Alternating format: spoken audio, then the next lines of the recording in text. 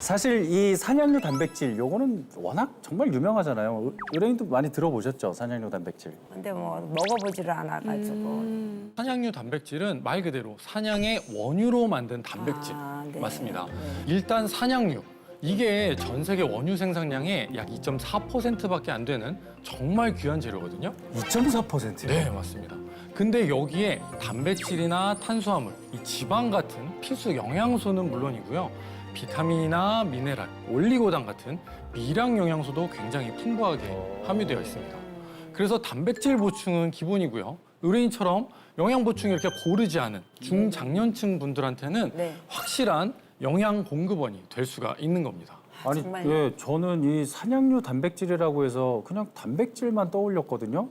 근데 단백질뿐만 아니라 정말 굉장히 많은 영양소가 들어있는 거네요. 네. 양도 중요하고 질도 중요하잖아요. 말해 뭐해.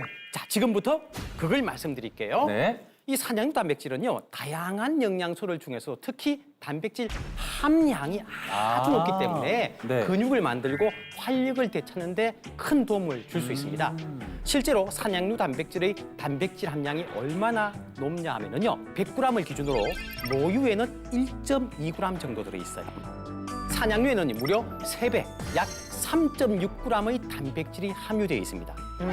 그러니까 이것만 있으면요, 하루에 필요한 단백질량 딱히 신경 쓰지 않아도 가득 단백질을 우와. 채울 수 있습니다. 와, 단백질 양이 이렇게 확실히 차이가 나네요. 와. 대박입니다. 진짜 맞아요. 그리고 저희 탐정단이 이 산양류 단백질을 선택한 결정적인 이유가 하나 더 있습니다. 단백질은 소화와 흡수가 잘 되는 게 진짜 중요하거든요. 근데 이 산양류 단백질은 필수 아미노산이 많이 함유되어 있어서 소화, 흡수 걱정을 할 필요가 없다는 겁니다. 진짜요? 사실 제 주위에도 이 고기를 먹으면 좀 소화가 잘 안 된다, 부글부글 끓는다, 뭐 이런 분들 계시거든요. 맞습니다. 특히 이렇게 입으로 씹는 저작 기능이 점차 떨어지는 이 네. 중장년층 분들은 단백질을 소화할 수 있는 소화 효소의 양이나 이 네. 활성도가 그만큼 떨어지기 때문에 소화가 정말 어렵거든요. 아, 특히 단백질을 유제품으로 그냥 섭취를 하게 되면 이 소화를 방해하게 되는 알파-S1 카제인이라는 성분 때문에 속이 더 더부룩하고 그러면서 단백질을 점점 더 멀리하게 되는 경우가 많습니다. 알파-S1 카제인, 제가 이거 예전에 들어본 적이 있는 것 같거든요.